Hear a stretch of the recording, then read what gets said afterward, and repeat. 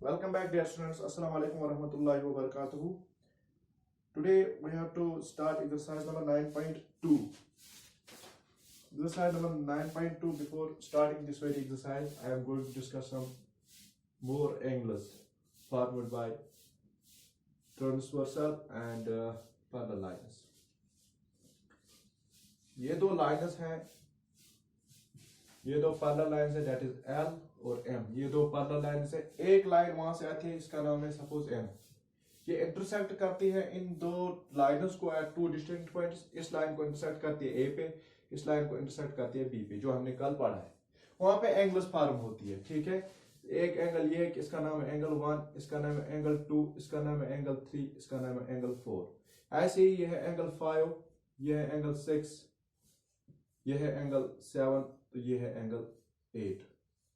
These angles are formed. तब जाके क्या है कि मैंने आपको बोल के रखा है कि जो इसके अंदर जो इन दो पैरेलल लाइंस के बीच में से एंगल्स आते हैं, इनको हम बोलते हैं इंटीरियर एंगल. जो बाहर से आते हैं, इनको हम बोलते हैं एक्सटीरियर एंगल. तो आज जो हमें पढ़ना है that is corresponding angles. Corresponding angles को इस तरह से समझाऊंगा कि अगर यहाँ पे है दो ट्रायंगल्स हैं, ठीक, एक है A B C, दूसरी है D E और F. तो यहाँ पे हम कॉरस्पॉन्डिंग एंगल्स को पढ़ेंगे. तो कॉरस्पॉन्डिंग एंगल्स को हम कैसे समझेंगे कि अगर मैं इस एंगल को उठाऊं, इसके ऊपर रखूं, जो एंगल आपस में टच करेंगी, जो एंगल जिस एंगल पे पड़ेगी, तो वही एंगल है आपस में कॉरस्पॉन्डिंग. जैसे कि अगर मैं इस एंगल को इस पे रखूंगा ना, तब जाके एंगल D जो है वो एंगल A को टच करेगी, यानी एंगल A और एंगल D. ऐसे ही यहाँ पे एंगल E एंगल B को टच करेगी, एंगल B और angle D. These two are corresponding. And angle C और angle F, these two are corresponding angles. यहाँ पे क्या है कि एंगल A जो है वो एंगल D का corresponding एंगल है, एंगल B जो है वो एंगल E का, और एंगल C जो है वो एंगल F का. वो कैसे फॉर्म होती है कि जब हम दो ट्रायंगल्स को एक ऐसे कंबाइन करेंगे कि वो कोइंसाइड होनी चाहिए, यानी कि एक ही दिखनी चाहिए, और जो एंगल्स आपस में टच करेंगी वही दो एंगल्स को हम क्या लाते हैं, कॉरस्पॉन्डिंग एंगल्स. इन्हीं दो एंगल्स को हम क्या कहलाते हैं, कॉरस्पॉन्डिंग एंगल्स कहलाते हैं. ऐसे यहाँ पे भी हमें पढ़ना है. तो कॉरस्पॉन्डिंग एंगल्स क्या है कि अगर मैं यहाँ पे इसको कट करूं, ये एक्सपेरिमेंट अगर हम करेंगे, तो अगर मैं इसको कट करूं, इस वाली लाइन को मैं इसके ऊपर रखूंगा, तब जाके जो एंगल्स आपस में टच करेंगी वही है कॉरस्पॉन्डिंग एंगल्स. जरा कौन कौन से हैं वो कॉरस्पॉन्डिंग एंगल्स? कौन कौन से कॉरस्पॉन्डिंग एंगल्स याद रखें. जब मैं इसको इसके ऊपर रखूंगा, तो ये वाली एंगल 5 एंगल 1 के ऊपर पड़ेगी, तो यानी कि एंगल 1 और angle 5, this pair of angles are corresponding angles. Also 2 6 के साथ टच करेगा, यानी कि 2 और angle 6, these two are corresponding. ऐसे ही है एंगल 7 और 3, यानी एंगल 3 एंगल 7 के ऊपर पड़ेगा, तो ये दो कॉरस्पॉन्डिंग एंगल्स हैं. एंगल 4 और एंगल 8, ये दो कॉरस्पॉन्डिंग एंगल्स है. तो इसके बाद हमने कल इंटीरियर एंगल्स के बारे में पढ़ा, एक्सटीरियर के बारे में, alternate interior, alternate exterior angles के बारे में पढ़ा. इसके बाद हमने वहां पे कॉरस्पॉन्डिंग एंगल के बारे में भी आज हमने पढ़ा. तो इसके बाद हम यहाँ पे कुछ रूल्स भी पढ़ेंगे, ये आप याद रखिएगा. रूल नंबर फर्स्ट, जो यहाँ पे ये कॉरस्पॉन्डिंग एंगल्स फॉर्म होती है, या alternate interior angles, alternate exterior angles, exterior interior angles, ये फॉर्म होती है. तो इनके बारे में आज हम पढ़ेंगे. रूल्स क्या है? Rule number first is that is कि अगर हम यहाँ पे देखेंगे कि जो ये अल्टरनेट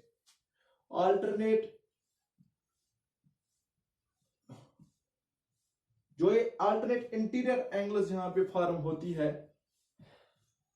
अल्टरनेट इंटीरियर एंगल जो फॉर्म होती है वो क्या होती है, आर इक्वल, वो इक्वल होती है. जैसे कौन कौन से अल्टरनेट इंटीरियर एंगल में, एंगल 3 एंड एंगल 6. तब जाके मैं इजी फॉर एग्जांपल एंगल 3 जो होगा वो एंगल 6 के बराबर होगा, क्योंकि these two are alternate interior angles. Also angle 4 and angle 5, these two are alternate interior angle, ये इक्वल होंगी. कब? जब टू पैरेलल लाइंस को एक लाइन इंटरसेक्ट करती है एट टू डिस्टिंक्ट पॉइंट्स, और वहां पे जो अल्टरनेट इंटीरियर एंगल्स फॉर्म होती है वो वहां पे इक्वल होती है. रूल नंबर सेकंड, ऐसी अल्टरनेट एक्सटीरियर एंगल्स भी सेम होती है यानी इक्वल होती है। Alternate exterior angles are also equal। जरा कौन कौन सी अल्टरनेट एक्सटीरियर में आता है, ये भी एक्सटीरियर है, ये भी एक्सटीरियर है, ये जो बाहर से लाइक आती है। एंगल 1 एंगल 3 8 का एक्सटीरियर अल्टरनेट एंगल है, तो angle 1 equal to angle 8, okay. Angle 2 equal to angle 7, angle 2 equal to angle 7, इनको हम क्या बोलते हैं, alternate exterior angles are equal. अब हम यहाँ पे और एक रूल पढ़ेंगे, रूल नंबर 3, क्योंकि रूल्स का हमें क्वेश्चन में इस्तेमाल करना है। फिर रूल नंबर 3 इज यहाँ पे कि जो इंटीरियर एंगल्स होती है, इंटीरियर एंगल्स होते हैं and the same side of this transversal, इनका सम जो होता है वो होता है 180 डिग्री के बराबर। अगर हम यहाँ पे देखेंगे इंटीरियर एंगल्स कौन कौन से, दैट इज 3 4 5 6, जो सेम साइड्स होते हैं ना, जैसे कि सेम साइड से कौन कौन सी एंगल है यहाँ पे 3 और 5, ये दो इंटीरियर एंगल्स हैं और सेम साइड से लाई करते हैं, ये भी लेफ्ट साइड से, ये भी लेफ्ट साइड से। तब जाके क्या होगा कि इनका सम जो होगा वो होगा 180 डिग्री के बराबर, यानी कि angle 3 plus angle 5 equal to 180 degree. Reason क्या है कि सम ऑफ इंटीरियर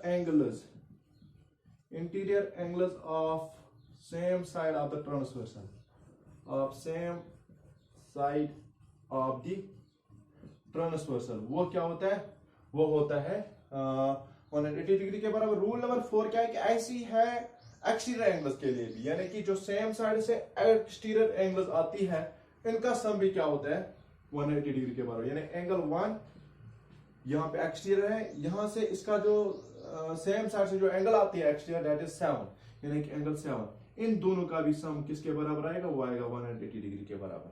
वो भी किसके बराबर आएगा, वो आएगा 180 डिग्री के बराबर, because sum of exterior angles of the same side of the transversal is equal to 180 degree. तो ये है रूल्स।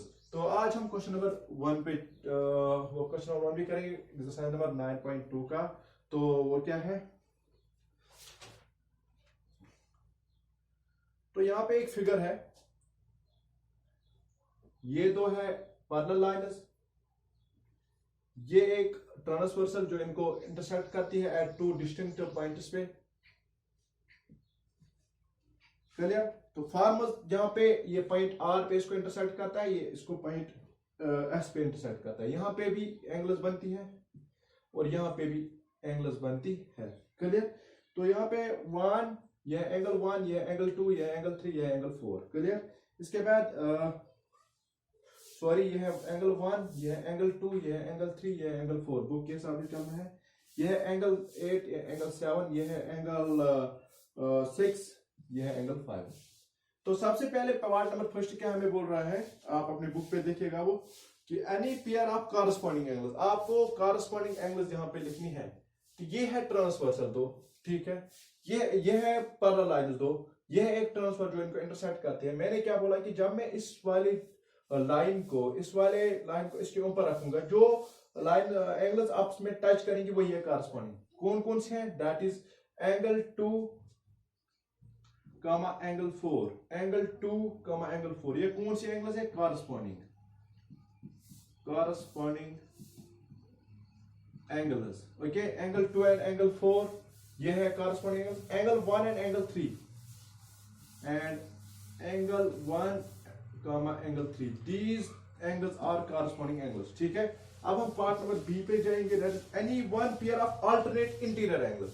पहले इंटीरियर एंगल्स होनी चाहिए, इसके बाद अल्टरनेट। तो इंटीरियर कौन कौन से यहाँ पे 2 3 6 7, अल्टरनेट कौन कौन से 3 एंड 7 2 एंड 6, क्रॉस जैसा बनता है इंटरनेट, अल्टरनेट में क्रॉस जैसा बनता है। यानी कि दूसरे पार्ट को आप आंसर लिखोगे कि अल्टरनेट